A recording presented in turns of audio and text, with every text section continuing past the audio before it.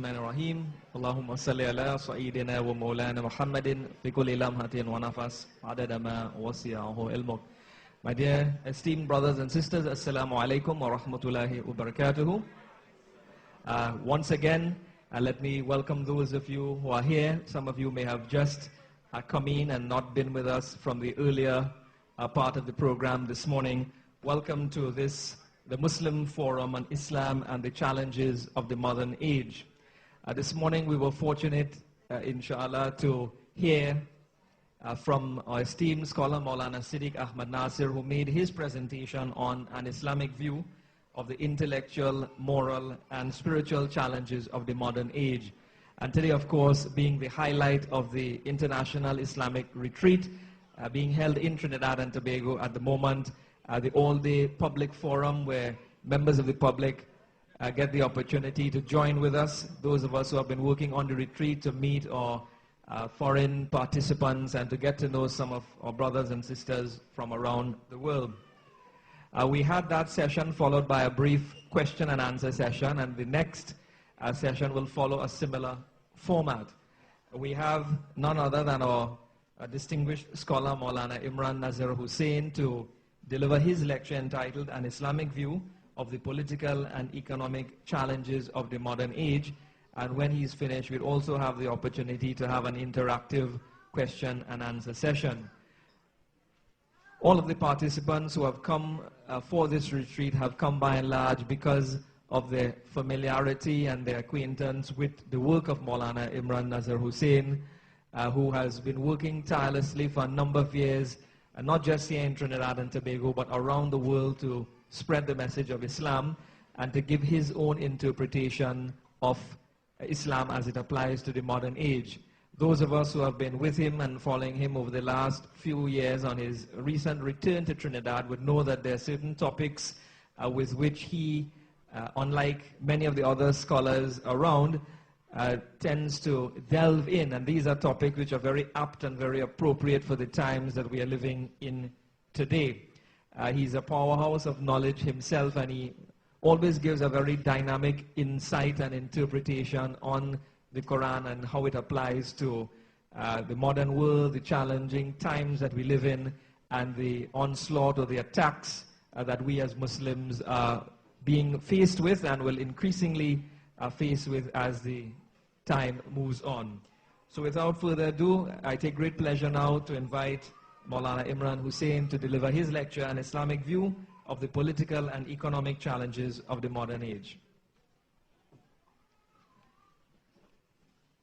Bismillahir Rahmanir Rahim. We begin with Allah's blessed name. We praise Him and we glorify Him as He ought to be praised and glorified. And we pray for peace and for blessings on all His noble messengers, and in particular on the last of them all, the blessed Prophet Muhammad sallallahu ta'ala alayhi wa sallam. We are particularly honored here in Jordan Hill, a suburb of San Fernando in Trinidad and Tobago, to have with us for the first time ever those who have come from so far and so wide. We have Samia Masri from Ghana with us here. We have Abdul Qayyum Rodriguez from Belgium, or is it Holland? We have Stephen Cross, Isa from Britain. We have Devi Baka from the United States. We have Hasbullah from Singapore, my dear student. And Muhammad, they spell it Mogamat, Muhammad Abrahams from South Africa. Diane Diallo from Senegal. A brother from Mali, one from Poland, from Australia, from Egypt, from Kenya, from Palestine, from Algeria, all here in this hall. But we have Karen Eccles from Brooklyn. We have Karima Rashid from San Francisco. But there are two couples we have to make mention of because they got married recently, and we want to pray that Allah may bless their marriage. There is Paweł Bialas from Poland, he's somewhere around, and his wife Amina Muhammad from Kenya. And there is Davi Baka from the United States, and his wife Zahra Bilu from Pakistan. May Allah bless your marriages. Ameen. We also want to enter into the records the great work done by the organizers, the San Fernando Jama Masjid, or Masjid Jamia, by the Islamic Broadcasting Network, IBN, by the Islamic Missionaries Guild, by the Barakpur Islamic Center, and last but not least at all, Masjid Hidayah in Cedrus, which hosted us yesterday, and what a lovely day it was in Cedrus and Icacus. So we were very close. We could even say hello to Hugo Chavez. And then we had such a wonderful presentation from Imtiaz Hussein to Egypt, and I loved the Egyptian food. And then after 1 year I went to Pakistan. I didn't like the Pakistani food. But I became the student of Maulana Fadlur Rahman Ansari rahimahullah at the Alimia Institute of Islamic Studies. And after a few months, we were the first students. He organized the first grand public function so that Karachi and Pakistan could see Alimia Institute. And we had to give our talks in different languages, and I had to give mine in Spanish. In those days I could speak a little bit of Spanish. But Maulana then gave his address, the first one that I heard from him in Pakistan. I had heard him here in Trinidad. And I want to take you back to that address of his.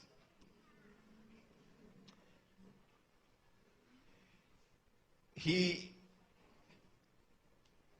gave a picture of the world today in which he said that appearance and reality were not the same. No.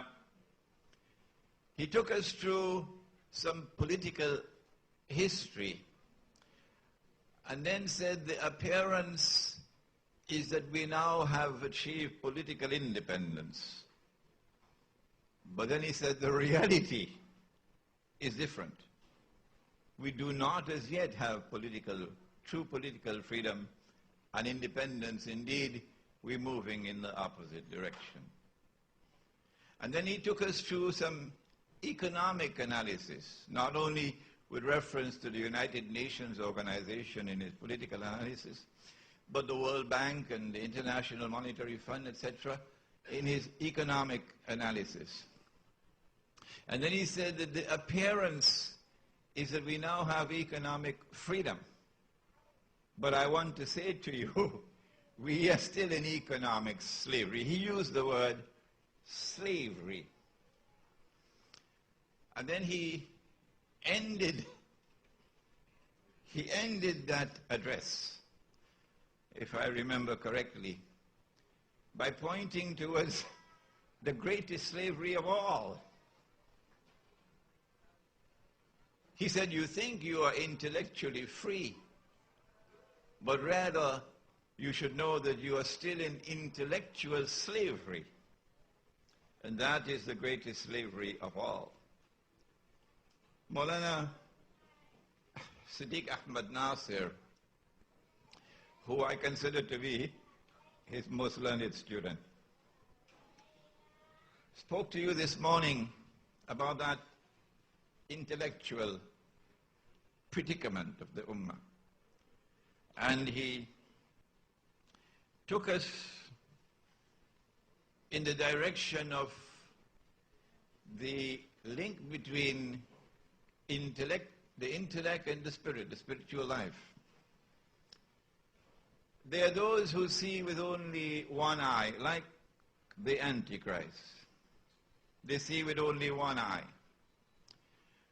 And with that eye, they have come to the conclusion that this is the best world there's ever been. I mean to say, you now have motor cars. You don't need a donkey cart anymore. You now have aeroplanes. You even have the toilet inside the house now. What progress. This is the best of all worlds. This is a world which has come into being in consequence of the dominance of modern Western civilization. A civilization which has been produced by a strange and a mysterious alliance, rapprochement, an alliance between European Christians and European Jews. Not the rest of the Christian world and not the rest of the Jewish world. Modern Western civilization has given us the modern scientific and technological revolution, which is still continuing and which continues to dazzle mankind. And it declares to us that this is the best of all worlds. All previous civilizations have now been superseded, including Islam. They're now redundant. They now belong to the museums of history. And so this is the best. And there is nothing to come which will supersede today's dominant way of life and dominant culture and civilization. But there are those who see with two eyes. Dajjal, the false Messiah, the Antichrist, sees with one. But there are those who see with two eyes, not only the external eye, with which we have the capacity for external observation, but also the internal eye, the eye of the heart. And when they look with both these eyes, the external and the internal, they recognize something different. Appearance and reality are not the same. Indeed, they look like they're opposite to each other. This is not the best of all worlds. No. This is the worst of all worlds. This is a world in which truth, which is in the religious way of life, is under attack. Those who control the world today are waging war on the religious way of life. Those who control the world today are reducing religion to something that is for the museums of history.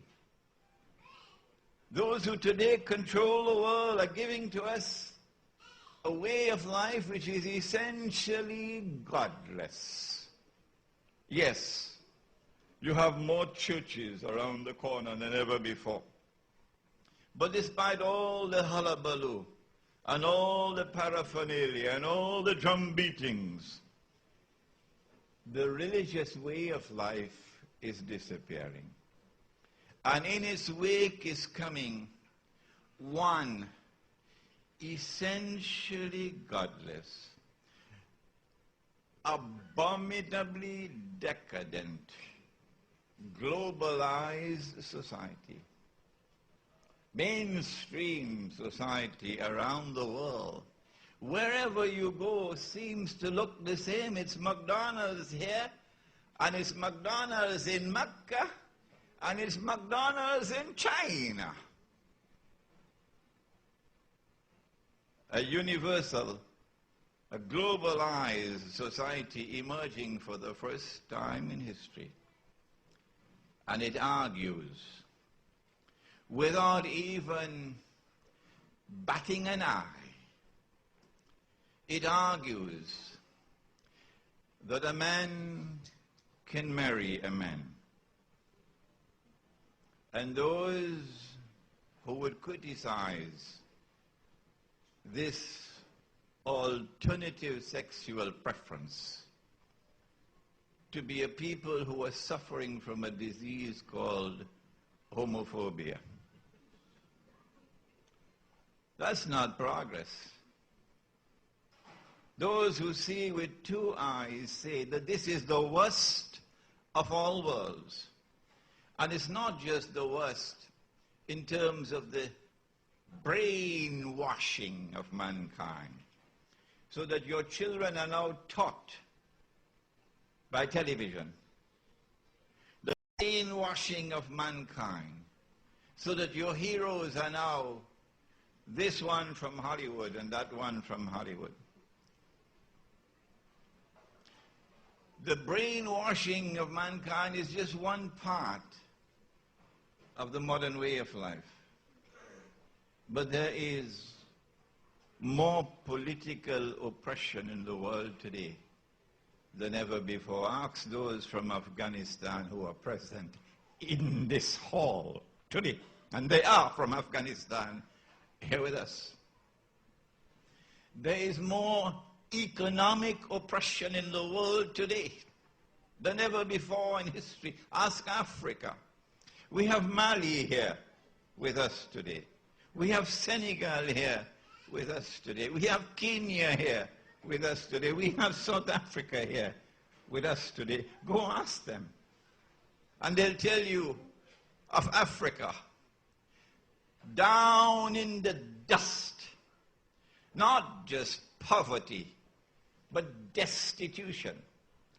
And the wealth of Africa is being drained out of Africa by a people whose greed is indescribable. And it's inexplicable. How can a people have so much greed in them that even from the poor, even from those who have nothing, even from them they will suck the last drop of blood? This is not the best of all worlds. This is a world in which freedom is disappearing. This is a world in which slavery is coming back. And we commend Maulana Siddiq Ahmad Nasir for standing up and offering an intellectual challenge to those who today control the world intellectually. What he did and what I am attempting to do, insha'Allah, in offering a critical analysis, in pointing and exposing oppression, in pointing and exposing corruption around the world, we are fulfilling a duty that the Quran has placed upon us, you and I. Our Prophet Muhammad, Allah's blessings be upon him, and I hope, Trinidad, you're listening. He said, if you see something wrong, and don't tell me you have not seen Guantanamo, because it's just around the corner. Your government may not see it, because it's not convenient for governments in this part of the world to take a look at Guantanamo. But he said, if you see something wrong, something evil, like that abominable cesspit called Guantanamo, and thank Allah for Dr. Eric Williams, who stood up and demanded the return of Chagaramas. They had a base here in Trinidad called Chagaramas, just close to Venezuela on the north. And if Dr. Williams had not marched in the rain to demand it back, today we might have had in Chagaramas another stinking cesspit. You may not like this violent language of mine, but someone has to be the voice for those who have no voice. if Dr. Williams had not stood up and declared Massa Day done, today Shagaramas might be a stinking cesspit of oppression and torture.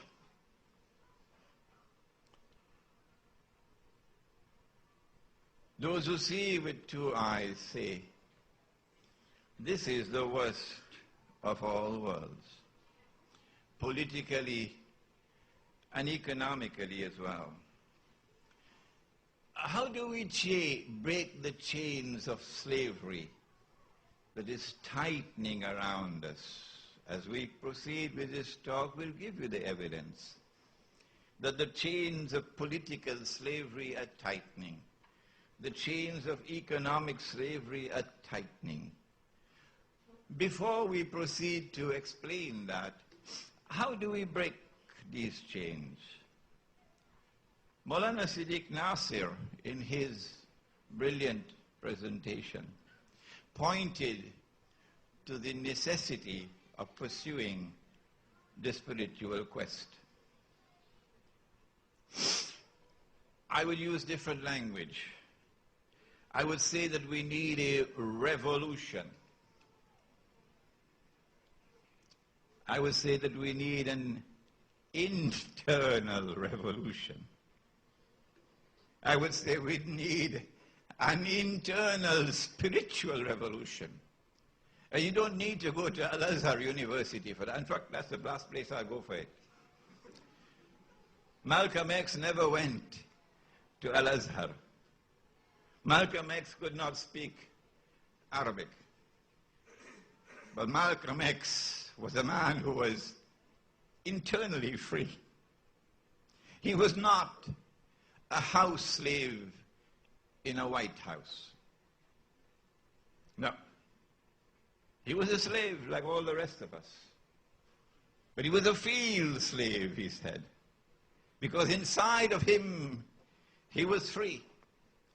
And if we are to be a free people, if we are to recover freedom, in order to pursue the quest for political freedom, in order to pursue the quest for economic freedom, which we will be explaining this afternoon, the first thing we have to do, Trinidad and Tobago, is to be internally free, to pursue an internal spiritual revolution. And if your corner church or temple cannot lead you to it, come to Islam. Come to Islam. Come to those who are not afraid to stand up, to point to the oppressor and declare him to be an oppressor. This is not that presentation of Islam that they like in the media, that they like on television. The radio stations love that kind of Islam. Our foreign guests, of course, would not know what I'm talking about. But those who went to school here in Trinidad would know that in ABC, we had a rhyme for that kind of Islam. Pata cake, baker's man. As fast as you can. No. No Trinidad and Tobago. You're not going to get pata cake, baker's man. Not from the students of Maulana Fadl Rahman Ansari, rahimahullah.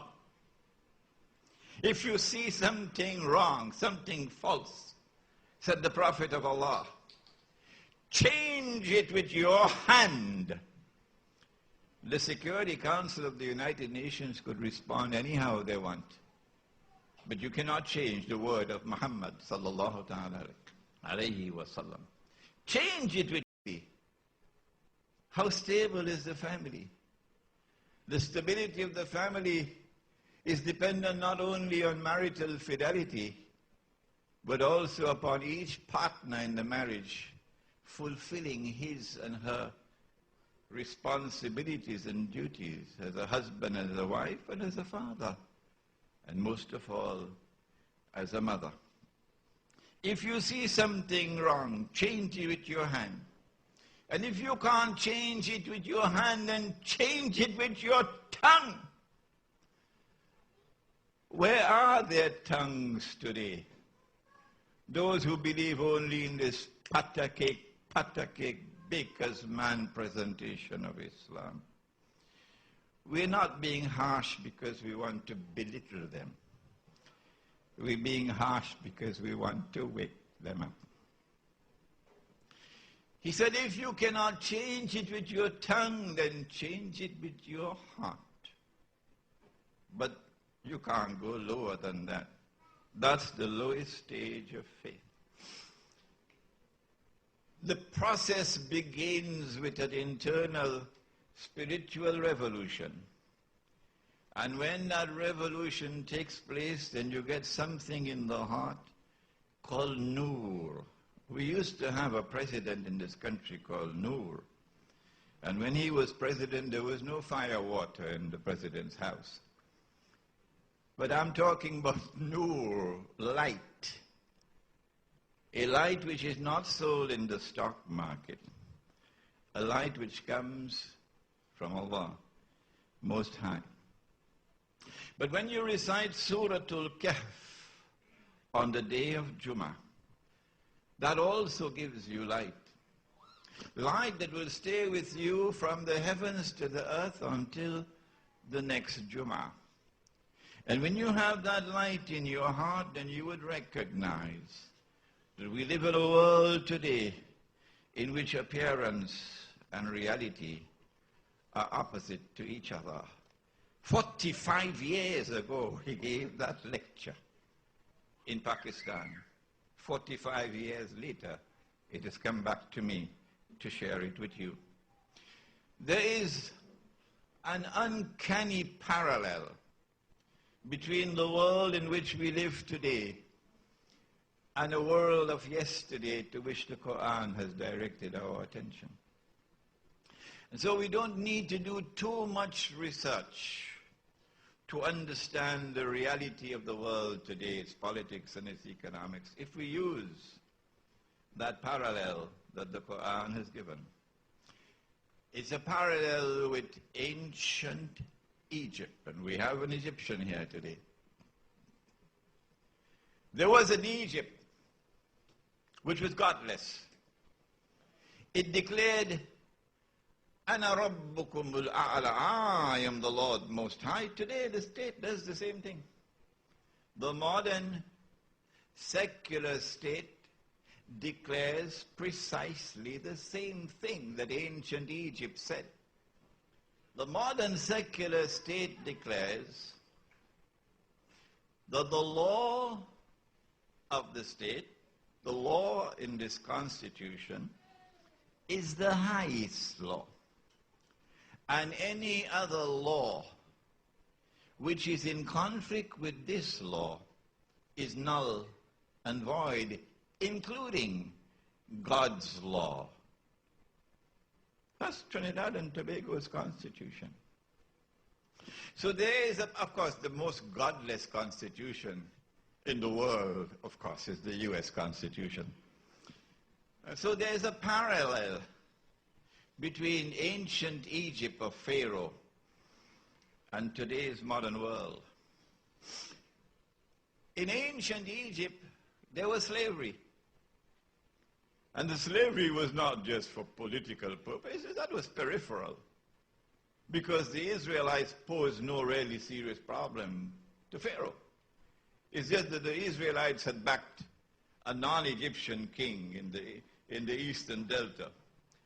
And the Egyptians hated that non-Egyptian rule. And so when they got rid of it, then they turned against the Israelites. But ancient Egypt, Pharaoh's Egypt, turned to slavery for economic purposes. How can you build all these pyramids? How can you build all these big monuments all over Egypt without slave labor? Today it's the same. They're not only rich, they're growing richer. And Haiti must work. Our neighbor, Haiti, that the PNM government of this country doesn't care to look towards at all. Spend your money on stadiums, but let Haiti remain in groveling destitution and poverty. They exploit the poor. They exploit Haiti right here next door. They exploit the masses of South America. The Indians, the red Indians. We here are called the West Indians. Those are the red Indians.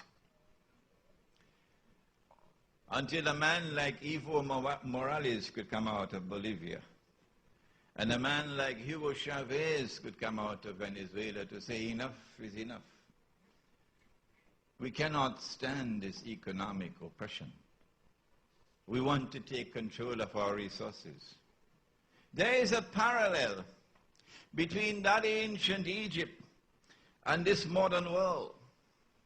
It's not just politics and economics. It's also intimidation, violence, slaughter, crucifixion. They did it in Guantanamo. They did it in Abu Ghraib. They took, Trinidad, you'll be disgusted to hear this. They took copies of the Quran and sent it down the toilet. They took our people and stripped them naked and forced them to commit abominable acts to immigration. And immigration promised us that they would give the visa waivers. We're not complaining too much because we're grateful that you allowed so many to come. Today we live in a world in which there's intimidation and slaughter. You're picked up from a street and you disappear in Pakistan. Why? Intimidation. We live in a world today where if you want to perform the Hajj, you are forced. It's mandatory. You must have a swine flu vaccination. We're going to resist that. We don't want mandatory vaccination. We want to be allowed to choose. Life and death are in Allah's hands. But we know what kind of a bag of tricks you have. And we don't trust you. Our Prophet has warned us. He said that in the last age there'll be great liars. And we know about the lies. And we are not a people of patter cake bakers, man. We say, no, you did it. We say the Israeli Mossad and the CIA jointly planned and executed 9/11. If I were to say that in New York, I might disappear. And if you say we don't have the evidence for saying that, then we challenge you. Come forward, any one of you listening on the radio today. Come forward. If you say that the American government is truthful in what happened on 9/11, while we say they're telling monstrous lies to pursue political and economic goals that are despicable, if you say that they are truthful, then come forward and let us pray to the one God, the God of Abraham, the God of Moses, the God of Jesus, the God of Muhammad. Allah's blessings be upon them all. Pray to him, to ask him to visit with eternal curse and eternal punishment whosoever is untruthful in this matter, you or I.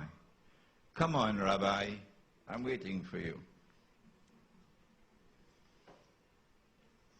There is an uncanny parallel between ancient Egypt and the world today, economically and politically. I want to take you to one verse of the Quran. Maulana Siddiq quoted many verses, I'll quote only one. And it's a story I have to tell. You may not agree with my interpretation of the verse, but don't let that be a source of a quarrel and a boxing match today, please. It is in Surah to Yusuf. Sorry, Surah to Yunus. And the Pharaoh and his army were pursuing Moses and his band of followers. And when we reached to the water, some of us thought we were trapped because we were between the devil and the deep blue sea. But then Allah inspired Musa alayhi salam, Moses, take your staff and strike the water. And as he struck the water parted. As tomorrow, something else will part when the Son of Mary comes back. And as the water parted, the land became dry, and we crossed safely to Sinai. Sinai, the desert, not the hospital in Manhattan. And then when Pharaoh attempted to cross with his army, Allah sent down the waters. And they were all drowned. وَإِذْ فَرَقْنَا بِكُمُ الْبَحْرَ فَأَنْجَيْنَاكُمْ وَأَغْرَقْنَا آلَ فِرْعَوْنَ وَأَنْتُمْ تَنْظُرُونَ. It happened before your very eyes. But something happened while Pharaoh was down there drowning. As tomorrow they will be drowning who today are waging war on Islam. So recklessly. Take a lesson from what happened to Pharaoh. As he was drowning, you know, drowning people, the veils come off the eyes. And as the veils came off the eyes, he realized that he was not God. And so he declared, I now believe in their God, the God of Banu Israel. This is just before he died. To which Allah subhanahu wa ta'ala responded in Surah to Yunus, Al-an, now Pharaoh, وَقَدْ عَصَيْتَ قَبْلُ, and before this you were in obstinate, arrogant rebellion. وَكُنْتَ مِنَ الْمُفْسِدِينَ, and you were committing fasad. Fasad. Fasad is that which corrupts. A corruption which destroys. And there's political fasad. The Quran points to it. There is economic fasad. The Quran points to it. There's fasad in agriculture, destroying the purity of food. There's fasad in the male-female relationship. There's so many forms of fasad in the Quran. And Pharaoh is involved in many forms of fasad. فَالْيَوْمِ, Allah then responded, today, Pharaoh, فَالْيَوْمَ نُنَجِّيكَ بِبَدَنِكَ, this day we have decided to preserve your physical body. Badan, your body. Why? Why? لِتَكُونَ لِمَنْ خَلْفَكَ آيَةً, that your physical body, when it resurfaces in the historical process, when it is rediscovered one day, that body, when it is rediscovered, would function as a sign from above for a people who will take a little time to read the signs of Allah. لِتَكُونَ لِمَنْ خَلْفَكَ آيَةً. What is the sign? And now I give my opinion. You can agree or disagree. The sign is that those who live the way he lived will die the way he died. He waged war on Islam. And look at the end. He was an arrogant oppressor, all-powerful. Musa alayhi salam didn't even have a tank. No. And he oppressed. He used his power to oppress. That was political oppression. And he enslaved people, as today mankind is being enslaved. Massa Day ain't done. But we pray that Dr. Williams may be given the credit and the blessings for having stood up to declare Massa Day done. Massa's greatest day of all is around the corner. It's coming. He stood up and he denounced oppression. And today that oppression is coming back. Pharaoh was an oppressor, political oppression and economic oppression. He was involved in violence and slaughter as they are doing it today around the world. And most of all, he waged war on Islam. And so those who, in a time which is to come, and when the body of Pharaoh is discovered, that's the sign that the countdown has begun. That's the sign. And the message to them from the Quran is that you will suffer the same fate that he suffered.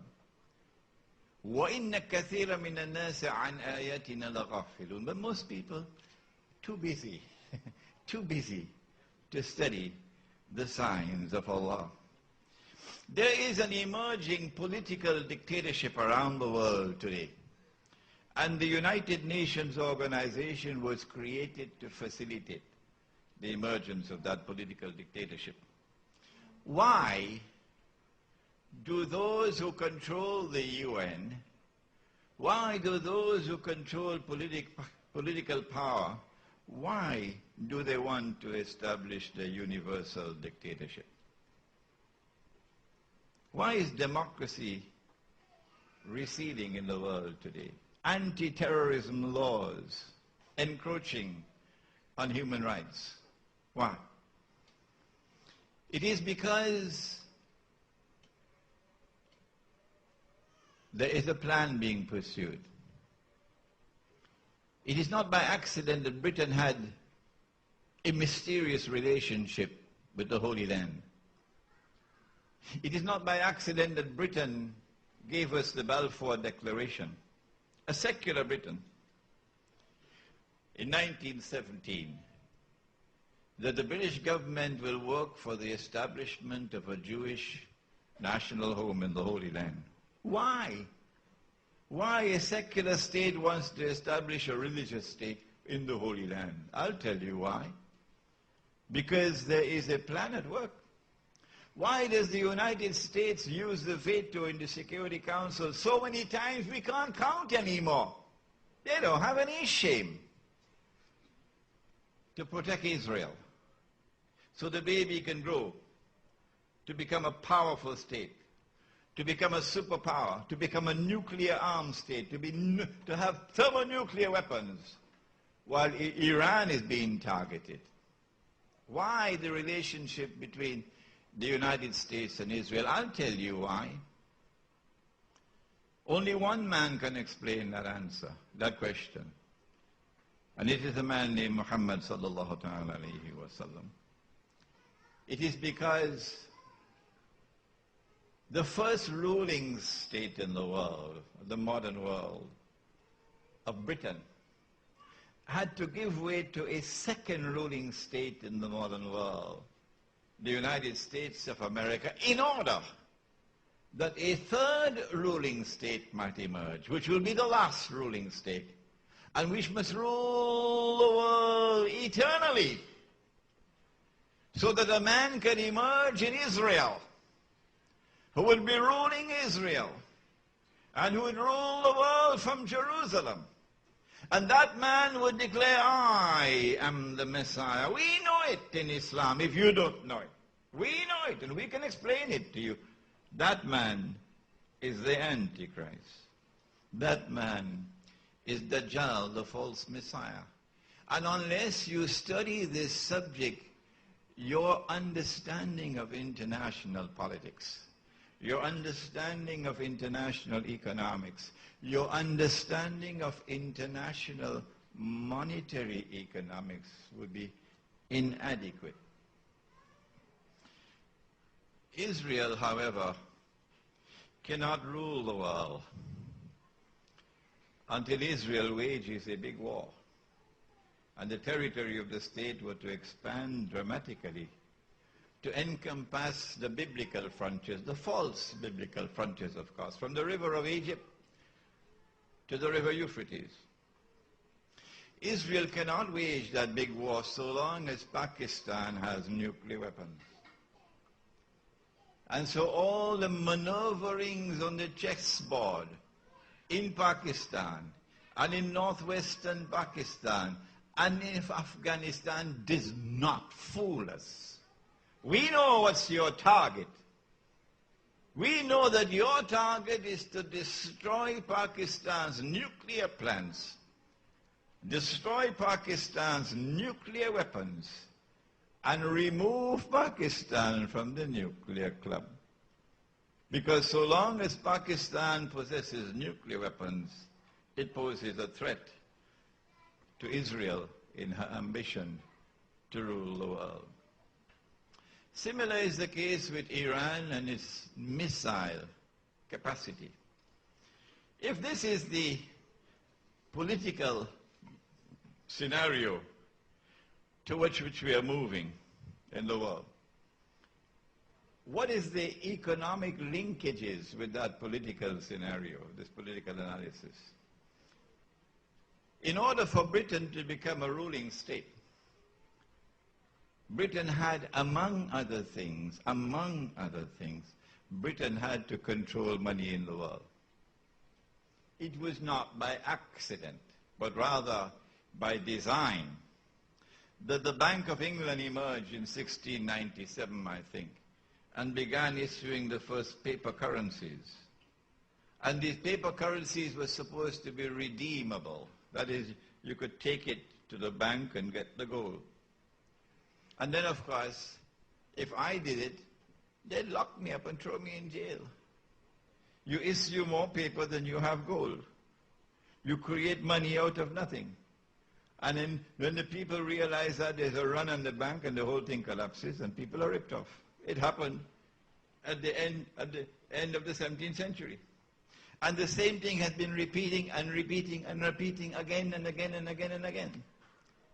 When the Bretton Woods Accord emerged in 1944, it was just a more sophisticated arrangement for precisely the same scam. By 1971, Bretton Woods had collapsed so that the scam could move forward.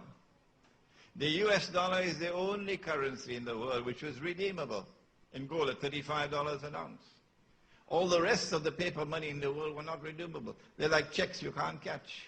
You could only change one check for another at a fixed exchange rate. But then in 1971, when Charles de Gaulle intervened in the matter, Bretton Woods collapsed. Richard Nixon declared, we gave our word, we don't have to keep our word. And he reneged on his treaty obligations under Bretton Woods and the Articles of Agreement of the International Monetary Fund.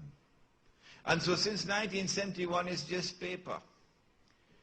You take a piece of paper, you're not going to believe me. You take a piece of paper, since 71, you print a picture on it, you put a number on it, and you say, abracadabra. And you assign an entirely fictitious value to it. We have in our gathering here a distinguished diplomat of the Trinidad and Tobago Foreign Service, my colleague who is here before me, who knows this subject. This is playing God to create wealth out of nothing. And one day they'll have to stand before Allah and answer to Him. Because the only way you can create wealth out of nothing, by assigning this fictitious value to the piece of paper, is that when someone takes that paper, uses it, boy, you have any more US dollars? Come. The more you accept that money, the more you are made to accept it, because you can't sell oil other than in US dollars. You can't trade. You can't travel. You need hard currency. Ours is soft, you know. That keeps their paper alive. So they can print and print and print and print paper. And the Saudis just keep on sending and sending and sending the oil. That's playing God. But that's not the only part of the scam through which they maintain their power and their control. It's not just military power. It's more than that. As they attack the paper, ask the South Africans who are here and they'll tell you about it. How the South African rand was attacked and attacked and attacked. As they attack, they target a currency and they cause that currency to fall in value. Or the IMF demands that you devalue. And as the value of the paper falls, guess what happens? There's a massive transfer of wealth from the unsuspecting masses to a predatory, excuse my language, a predatory, blood-sucking elite. And so it facilitates the political goal of control when you can impoverish them and reduce Bangladesh and reduce Pakistan and reduce Indonesia and reduce Africa to miserable poverty and destitution. Because hungry people, they can't wage any struggle. A hungry man would even worship an idol. What I have done in this brief moment with you, and I want to leave some time for the question and answers, what I've done with you today is to show you from the Quran that there's a parallel between that which went before in Egypt, between Pharaoh and Moses, alayhi salam, and that which is now happening. That one culminated with the destruction of the forces of falsehood and the forces of oppression. And this one will culminate with the destruction of the forces of falsehood and the forces of oppression. All that you have to do, those who follow Muhammad alayhi salatu wasalam and who are prepared to stand up for what is truth, regardless of the price you have to pay, and who are not impressed by patacake, bakers, mankind of Islam. All that you have to do is hold on while the storm is blowing. The wisdom of the Lord is great. It is His wisdom at work to test who are His true servants. Who are those who are going to spend all their time fighting over, should you put your hands here or should you put your hands there? Fighting over trivia. Fighting with each other in sectarian conflicts. He belongs to that camp. Me ain't going to listen to him. Excuse my Trinidad language now. He belonged to that camp. He had that kind of, that was his teacher. Me ain't going to listen to him. No, we are brothers. We are sisters. We are pursuing the same goal. We follow the same master, the same leader. If you have to differ with me, do it with love. If you have to differ with each other, do it with respect. Maulana Siddiq and I have been involved in a boxing match for a long time now. He's a heavyweight, I'm not. But our differences has never stopped us from working together. Why should your differences with me stop you from embracing me as your brother? Even when you differ with me, you could listen to me politely, and I will listen to you politely. The end will come the same way it came in Egypt. The end will come when the Son of Mary returns. And when the Son of Mary returns, remember the most powerful voice in history, the most powerful voice in history ever to have declared that the Son of Mary will one day return is the voice of Muhammad sallallahu ta'ala alayhi wa sallam. We know more about what's going to happen when he comes back, more than the Pope knows. The Pope essentially is always a white man, remember that. We know more about what's going to happen when the Son of Mary returns than even the Pope knows. We know the truth will triumph. Let us end with this verse of the Quran. هو الذي أرسل رسوله بالهدى ودين الحق ليظهره على الدين كله وكفى بالله شهيدا. He it is who has sent his messenger Muhammad sallallahu ta'ala alayhi wa sallam, sent him with the truth, sent him with a way of life based on truth, with the guidance, that it might prevail in the end. That it might prevail over all rivals. And Allah is sufficient as a witness of the truth of that end. ربنا تقبل منا إنك أنت السميع العليم وتب علينا يا مولانا إنك أنت التواب الرحيم برحمتك يا أرحم الراحمين آمين. تكبير الله أكبر تكبير الله أكبر تكبير الله أكبر.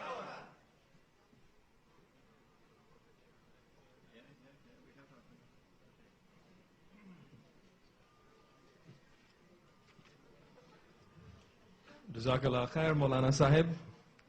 A powerful presentation as usual, and all of us who have heard Maulana before would know that he's touched on so many of the things that he normally speaks about, but he's gone into much more than just the political and economic challenges of the modern age. I think Maulana seems to also have a degree in history. He remembers all these dates and events and things that happen, and you can't help but learn something from him when you hear him deliver a lecture.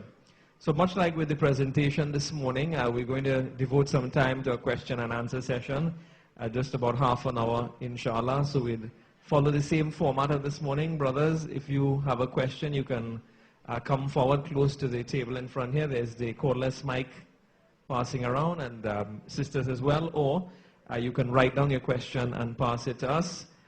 Just when you're asking a question, if you can give us your name and let us know where you're from, inshallah.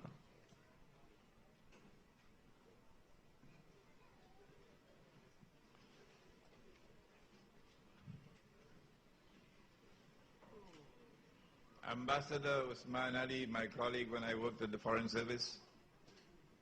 Assalamu alaikum again. Alaikum salam. Really a great pleasure listening to you, Brother Imran. It makes me feel very proud, both from your academic excellence and the quality of the Islamic knowledge. My question is a rather very simple, almost naive one.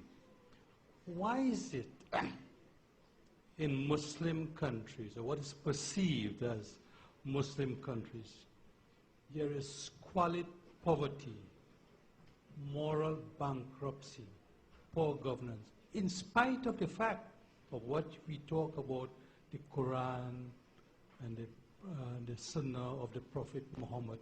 What has gone wrong? Why is it, and how can we really market this religion? That's a problem.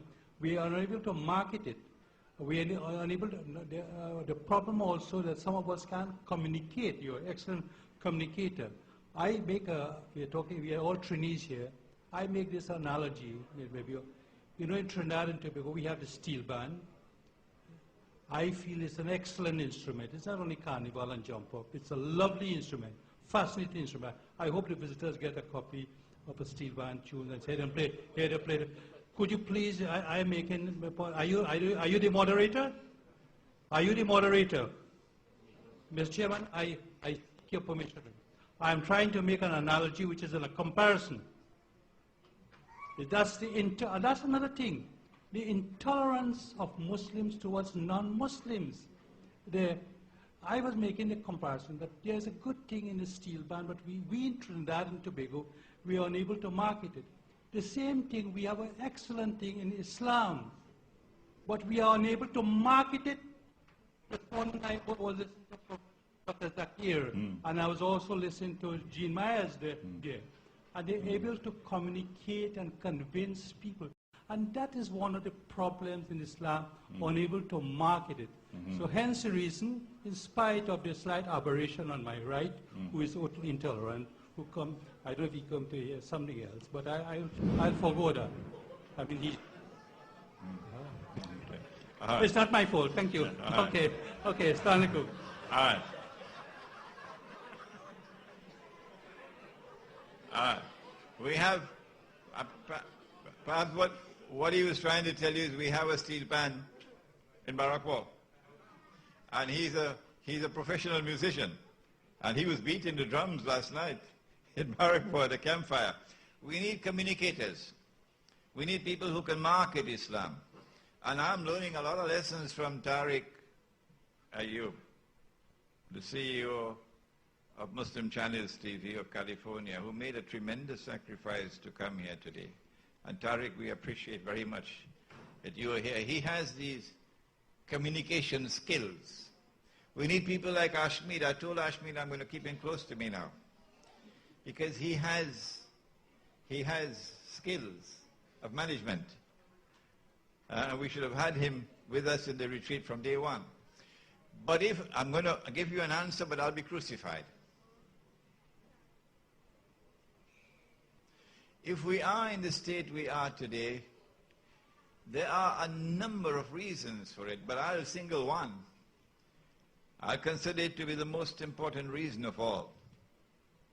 But first, let me seek some protection from Nabi Muhammad alayhi salatu wasalam, to protect me when they want to crucify me. He said, the hadith is in the Sunan of Tirmizi, it is narrated by Ali radiallahu ta'ala anhu, and he said, it would not be long when nothing will remain of Islam but the name. I wonder who would be responsible for that collapse. He prophesied it. And nothing will remain of the Quran but the traces of the writing. I wonder who would be responsible for this betrayal of the Quran. You read it for the dead, but you would not go to the Quran that it can explain the world to you. At that time, the masajid would be grand structures, iron and steel, multi-million-dollar buildings. Ambassador Usman's father was an imam. I've never met a man like him. I have never in my life met a man like his father, who'd ride a bicycle. Even through the rain, he'd drive it. He'd ride for hours to come to listen to a lecture on Islam, to learn. With so much humility in that man, all through his life. But today, grand structures, iron and steel, hullabaloo. Masajiduhum amiratun wa hiya kharabu min al-huda. But the masajid are devoid of guidance. Now listen to the last piece, and you get your answer. Who is most responsible of all, for all the squalor, all the destitution, all the poverty, all the slavery?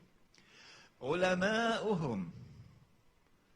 The ulama, the religious scholars, the maulanas, the muftis, the shuyukh, of those people with those grand structures and so on. Sharrun nasa mimman tahta adim as-sama. They would be the worst people beneath the sky. Why? I told you why. It's patake, baker's man. That's why. You have backbones made of recycled paper. Why can't you be like Malcolm? That's why.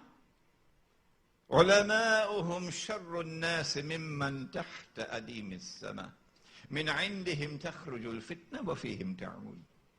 They would be the center, sources of the corruption and collapse of our society and civilization. That's your answer, Usman, but I'm going to be crucified now. The next question? Yes, guys? Assalamualaikum, Sheikh. 1 second. PBC 7143. You know what you have to do. PBC 7143, you know what you have to do. Yes, Laith is from? UK? Britain, yeah. He was one of the last on the train coming here. Mashallah, Sheikh. Commiserations to your speech. It was very good, mashallah, once again. Just wanted to clarify, really. A lot of us are going to go back to our countries, and we want to replicate or challenge people on a lot of the things that we've learned, especially the methodology and how you explain things. Many of us don't know Arabic, one person being myself. Does our foundation need to be in understanding the Arabic language in addition to support from your books for us to be able to justifiably, repeat exactly all the things we're learning? Do we have to build that foundation first, or is your books just sufficient and the English text sufficient to be able to articulate the message as you have to us? My teacher of blessed memory, Maulana Fadlur Rahman Ansari rahimahullah, spoke about different levels of understanding the Quran, the message of Islam. There's a basic level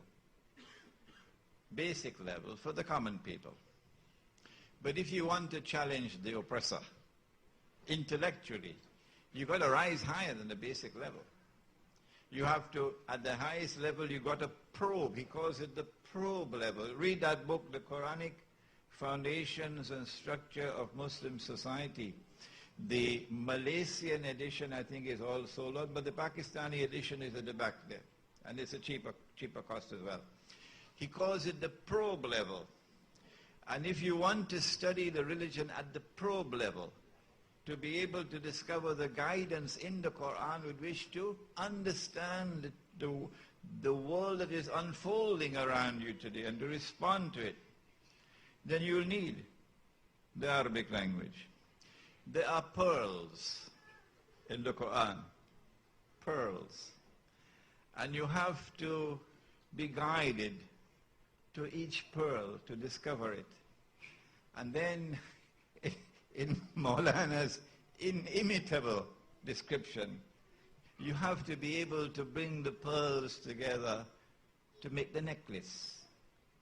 He calls that the system of meaning of the subject. And I think it was on Thursday we talked about that methodology for study.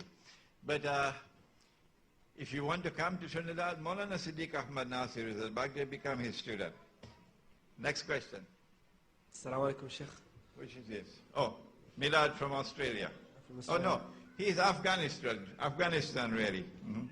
Sheikh, this is more of a comment and a question. I just personally, and I'm sure on behalf of the brothers, want to thank you, and just to make a note that I'm sure this message of yours is very hard for, like you said, for many people to accept, but maybe in family, maybe in community, but just I think you and as well as us have to recall what our Prophet ﷺ went through himself, the alienation, the years of just being left alone and looked at as something low.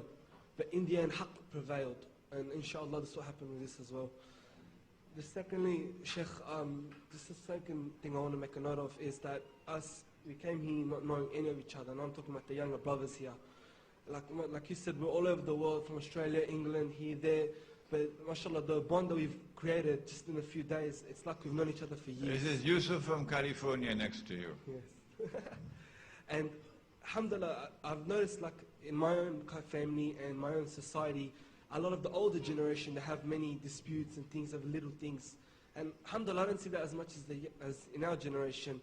And inshallah, it's us who are going to be the leaders, the frontiers of the Islamic revolution.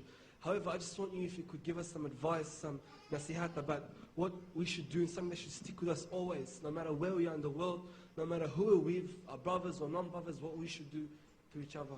Number one, I like the question. Number one, apart from those things that Allah has made obligatory on you, apart from those things, number one, recite Surah Al-Kahf on every day of Jummah, okay? Number two, stop the Quran from this cover. Don't stop until you reach the other cover. And when you finish, start back again. And when you finish, start back again. Keep on reciting the Quran. Keep on reciting the Quran cover to cover. Cover to cover. At the beginning, you might take 3 months to finish it. But then you make 2 months and 1 month. I was a student in Egypt, and Ramadan came. And I'm in buses, and in Egypt you have to be an acrobat.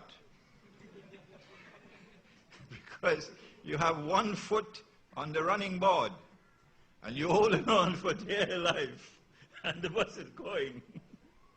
And I saw people in the buses packed like sardine, and one hand is holding on for dear life, and 1 foot is hanging out, and he has the Quran and he's reciting. I said, what kind of people are these Egyptians? I never saw this in Trinidad. If you are true to the Quran will be true to you. Listen to the verse. You ask the question, I'm giving it to you. It is in Surah Al-Furqan. Take it home with you when you go to sleep tonight. بعد أعوذ بالله من الشيطان الرجيم وقال الرسول, and the messenger said, Ya Rab, oh my Lord. He's complaining. He's complaining about something, and he's complaining to his Lord, and he's complaining about us. Ya Rab, inna qawmi ittakhadhu hadha al-Qur'ana mahjura.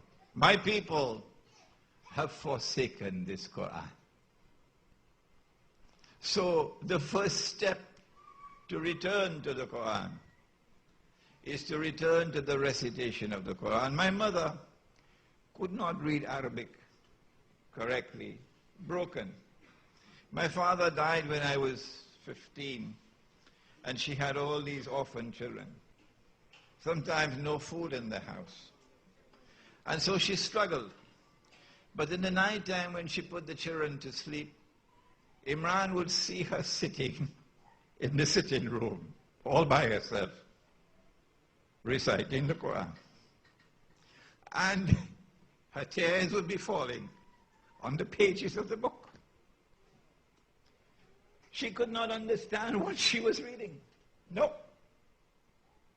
But the Quran gave her strength, as the Quran can give you strength. And the Quran can give you light. And the Quran can be your source of wisdom and knowledge. And the Quran can protect you. You can make this dua that I make. Oh Allah, kindly bless me with the knowledge of the Quran, and the wisdom of the Quran, and the guidance of the Quran, and the nur, the light of the Quran, and the shifa, the healing of the Quran. And kindly grant that this Quran might be a friend, companion, protector for me in the life of this world, and at the moment of my death, and when I'm on my grave, and on Judgment Day. This is the beginning. This is the beginning. It is the Quran that will take us out of the mess in which we are today. But for that we need a new methodology, a new tafsir, a new usul al-tafsir to complement the usul al-tafsir that we've already had. We don't need to change that. We need to augment it. Any more questions?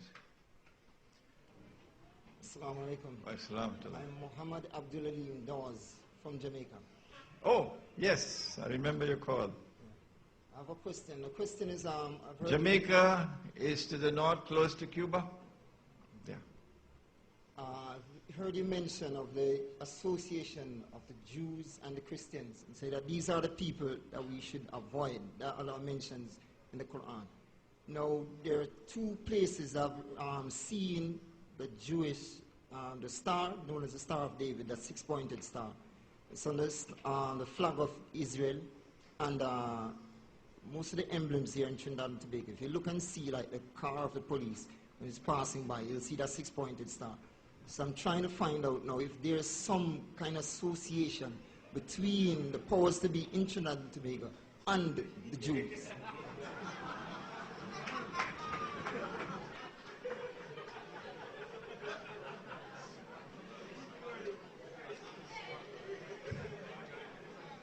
You are allowed to marry a Christian woman, other than in Malaysia.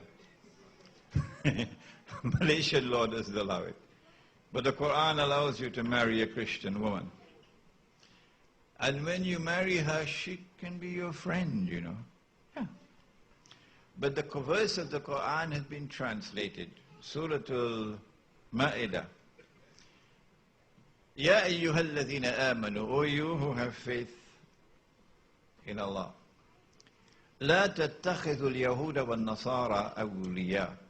Do not take the Jews and do not take the Christians as your friends and allies. So you're going to have to tell her. In Trinidad, you call your wife Dudu. So you're going to have to say, Dudu, you can be my wife, but you can't be my friend, you know.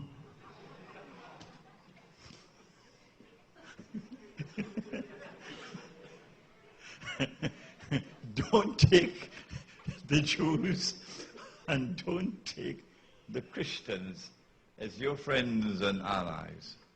بَعْدُهُمْ أَوْلِيَاءُ بَعْضٍ. They are friends and allies of each other. That's not true. That's false. Jews and Christians were never friends and allies of each other. Never Jews and Christians were friends and allies of each other. But that's the translation. Do not take the Jews and do not take the Christians as your friends and allies. They are friends and allies of each other. And whosoever from amongst you turns to them with friendship and alliance, you belong to them. You no longer belong to us. And surely Allah does not provide guidance for a people who commit such an act of dhulm, wickedness. That translation is not correct. No. Allah subhanahu wa ta'ala has said that He ordered the angels to bow down, to prostrate before Adam alayhi salam. فَسَجَدُوا, and they all prostrated, illa Iblis, save Iblis. Yes, several times in the Quran. If you take this verse of the Quran by itself in isolation as a standalone verse, which you should not do, then you'd come to the wrong conclusion. The one that you should throw out of the window. With this wrong methodology, you'll come to the conclusion that Iblis or Satan was an angel. Because the order was given to the angels and they all bowed down except him. That defective methodology of studying a verse in isolation led to that mistake. Which is why Maulana Ansari rahimahullah in Quranic Foundations and Structure of Muslim Society warns about it. Don't do that. Take all the verses of the Quran. Try to find that which binds them together. Put all put the necklace together, all the diamonds, to get the system of meaning. And then you see that when you turn to the whole of the Quran, no. Not only was he not an angel, but he could not have been an angel. And then the Quran declares he was jinn. Similarly with this verse. If you take this verse in isolation, you'll never be able to get the true meaning. When you take the totality of the guidance, then you know Allah is not speaking of all Christians. No. And He's not speaking of all Jews. No. He is saying that there will come a time when there will be what I describe as a mysterious reconciliation between some Jews and some Christians. And a mysterious alliance will emerge. When that Jewish-Christian alliance emerges, do not take such Jews and such Christians as your friends and allies, who themselves are friends and allies of each other. This is the understanding of the verse that you will arrive at when you take the totality of the guidance. And whosoever from amongst you turns to them, that Jewish-Christian alliance which emerged in Europe and which gave to the world modern Western civilization with its epistemological secularism, of which Maulana Siddiq had just spoken, whosoever turns to them, belong to them, because you will be absorbed in that godless melting pot. And Allah will not provide guidance for a people who commit such acts of dhulm. So that's the way we respond to the last question. It's now 3 minutes to 3. One more question before we have the last session. Sisters, no question. Hamdul, thank you very much. Okay. Our sister from Australia. No, she's from Afghanistan.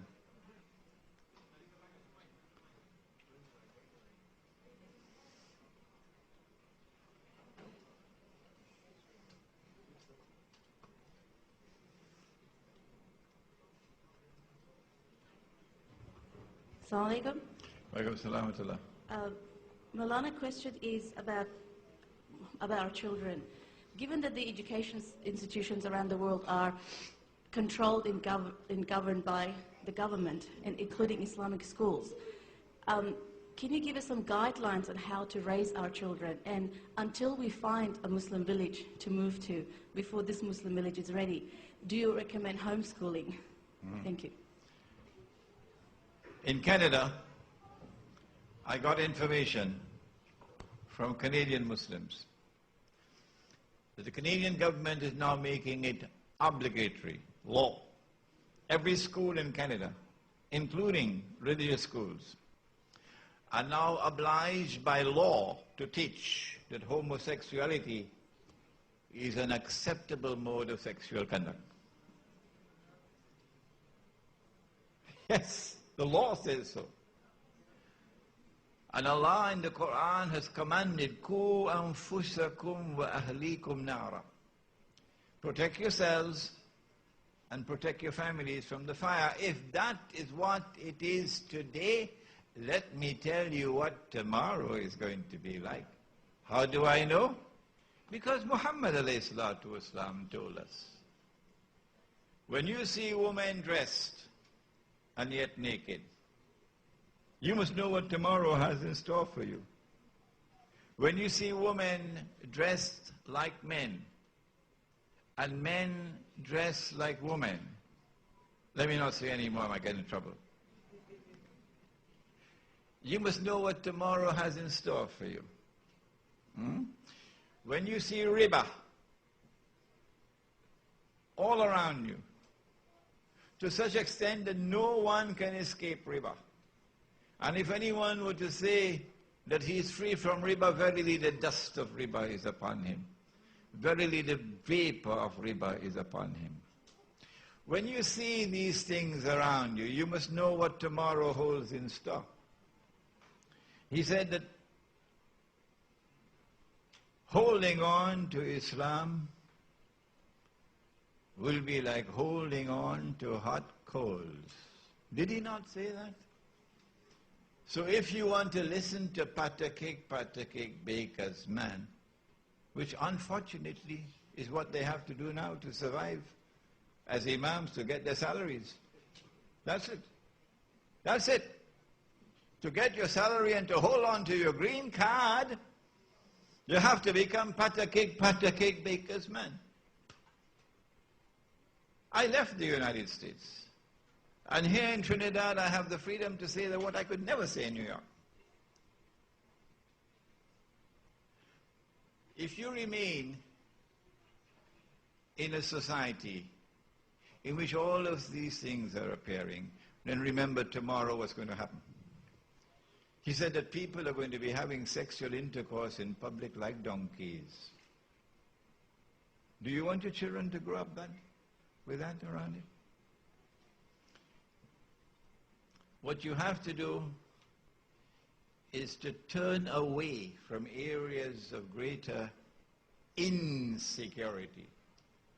What kind of insecurity am I talking about? The insecurity about your house when you lock it? No! I'm talking about the insecurity of what is inside of you.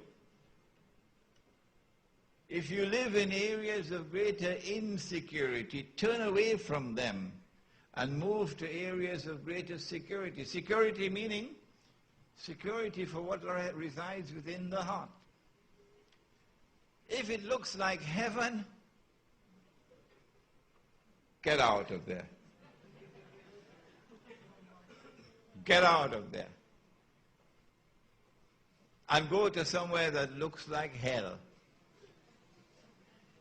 Because the Prophet said, alayhi salatu wasalam, that the road to heaven will be made to look like the road to hell. You know it, you've heard the hadith. And the road to hell will be made to look like the road to heaven. So get out of the countries which look like heaven. I don't need to call any names. You got to go back home, some of you. And move to the countries that look like hell.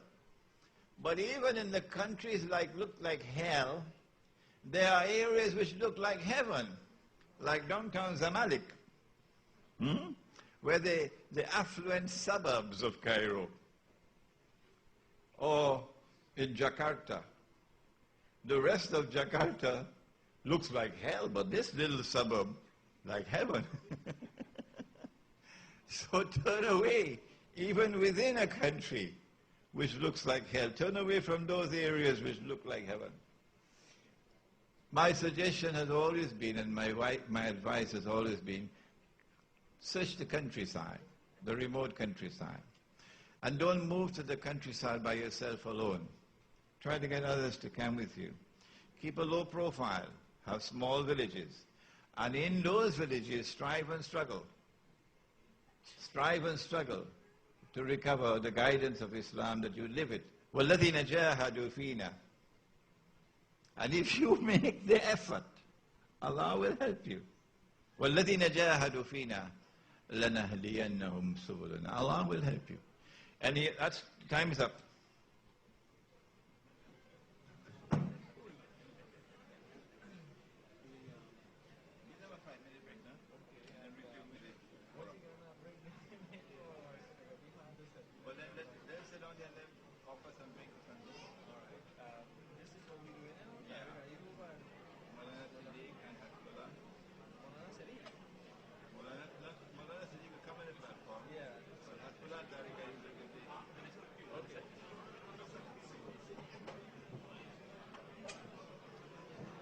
My dear brothers and sisters, that's not the end. We still have a ways to go for this afternoon's program. You can use just a couple of minutes to stretch your legs if you'd like, and perhaps get something to drink, some refreshment. Just about 5 minutes, inshallah, no more than that. And when we